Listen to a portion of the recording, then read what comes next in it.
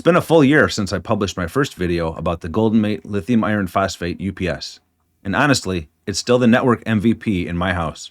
I've had this thing powering my modem and router nonstop for 12 months now, through flickers, full outages, brownouts, you name it.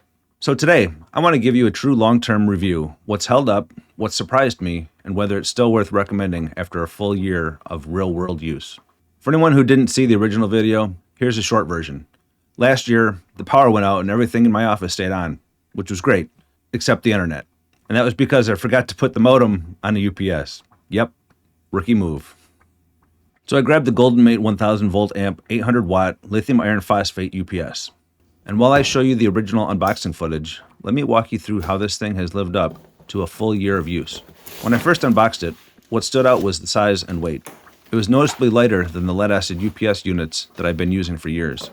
And the lithium iron phosphate battery inside? That was the main selling point. Over 10 years of lifespan and more than 5,000 charge cycles. Now that I've had it running 24/7 for a year, I can confidently say the battery is a real deal. All right, let's talk about the real-world results after a full year.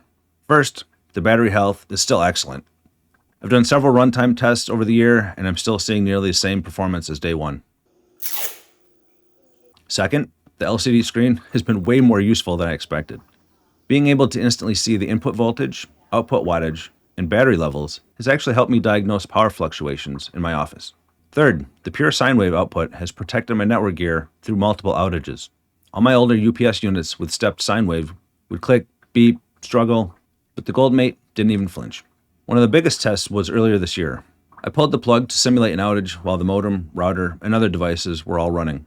Just like last year, I got an hour and a half of runtime before the low battery alarm kicked in. That tells me that the lithium iron phosphate battery is aging exactly how it should.